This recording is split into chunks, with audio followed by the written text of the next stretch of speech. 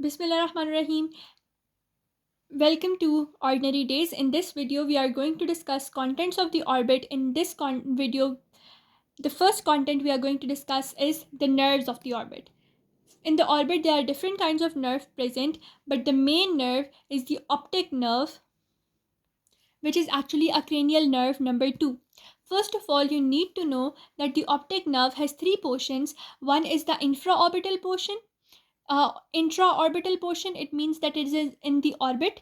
The second portion is in the optic canal, and third portion is in the level of the and middle cranial fossa. So in the orbit, it passes for about 25 millimeters. In the optic canal, it is present for about 5 millimeters, and in the middle cranial fossa, it passes for about 10 millimeters. So as a total, this whole optic nerve is 4 centimeters in length, and it is enclosed by three meningeal sheaths, which are the pia mater, arachnoid matter, and the dura mater. Also, we also have the subarachnoid space, but it only extends up to the eyeball. Now we can call this optic nerve a nerve of sight. And how it is going to begin? It is going to begin by the retinal layer. You know, retina has a different types of cells. You can watch the types of cells present in retina in my retinal histology video. The last cell which is present in the retina is the ganglionic cell, and that ganglionic cell, it gives off its fibers, and the fibers converge onto the posterior pole of the eye to form this optic nerve. So now they're telling that the optic nerve is going to come from the posterior pole, but a bit towards the nasal side. What do you mean by that? If we look at here, and if the eyeball is present over here, this is the lateral side, and this is the medial side or the nasal side. So the optic nerve is going to come from the posterior pole, but a little bit towards the nasal side, or it is coming a little bit medially. So 3 to 4 millimeter nasal side or medial to the posterior pole, this nerve begins. Then it passes into the optic canal by passing backwards and medially. After passing through this optic canal, the nerve is going to enter the middle cranial fossa, and in the middle cranial fossa, 53% fibers of the nerve are going to cross over with each other at the level of optic chiasm or the crossing over point. How do we know the word optic chiasm? You know, when you study mitochondria, you also study this chiasmatica or the point of junction. So this point is the fusion of the two nerves. The nasal side of the two nerves, they are going to fuse, and then they form this optic chiasm.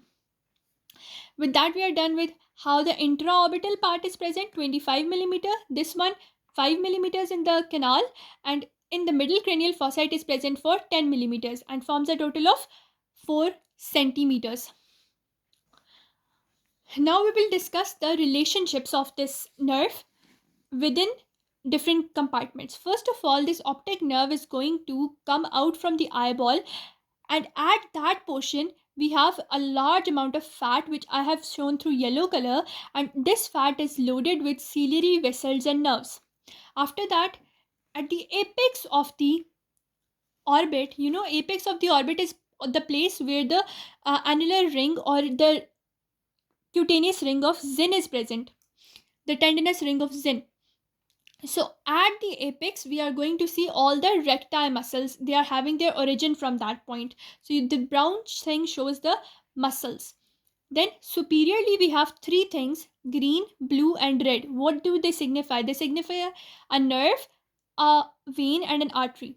So the nerve is nasociliary nerve, artery is ophthalmic artery, and vein is superior ophthalmic vein. How can you remember this? By the mnemonic SUN, that is superior ophthalmic vein, the ophthalmic artery, and the nasociliary nerve.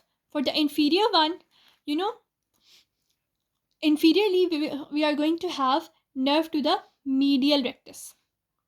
You can also say that the superior side is a little bit laterally, and inferior side is a bit medially. That is why on the inferior side we have medial nerve to the medial rectus at its inferior relationship.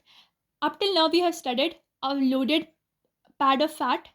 After that, superiorly it has the sun relationships.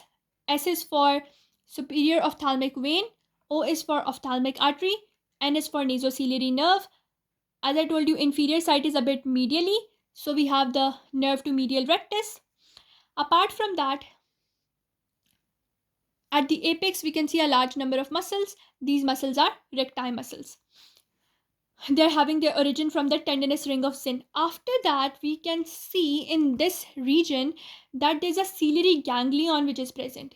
Over here, if I zoom in over here, you can see the ciliary ganglion. This ganglion is present between the optic nerve and the lateral rectus muscle. You need to know this, that this ganglion is present laterally between the optic nerve and the lateral rectus muscle.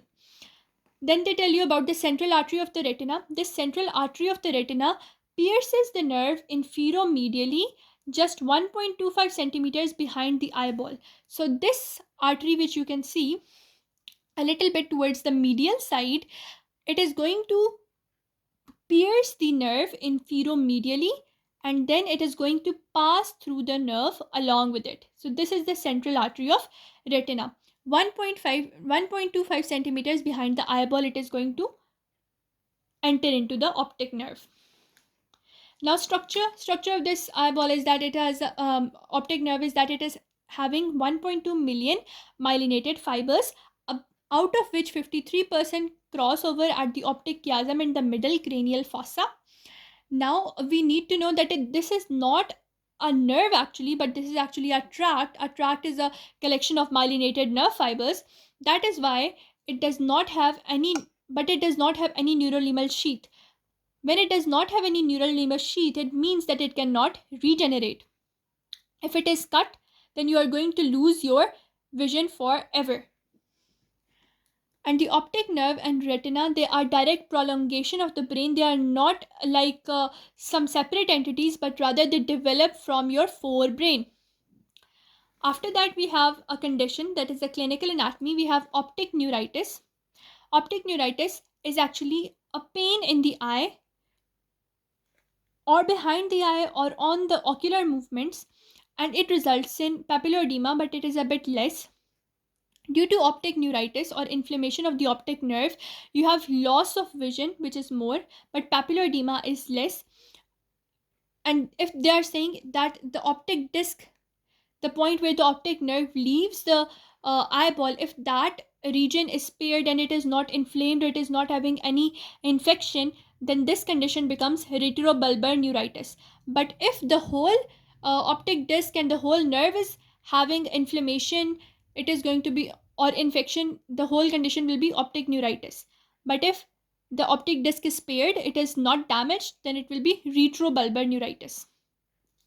What can be the causes of this retrobulbar neuritis? The causes are certain demyelinating diseases, septic diseases. The septic diseases can be of the teeth or of the paranasal sinus. Of the teeth, they can spread via the facial vein, and from the paranasal sinus via the connection with the nose.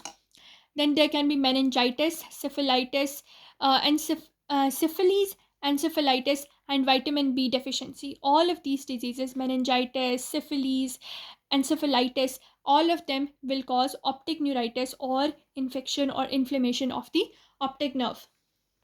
With that, we are done with the clinical anatomy and the whole principle of the optic nerve. In the next video, now we are going to discuss this nasociliary ganglion, not the nasociliary but the ciliary ganglion. I hope to meet you guys in the next video. If you like this video, if you learned something new, please like, share and subscribe my channel, and we'll meet in the next part, inshallah.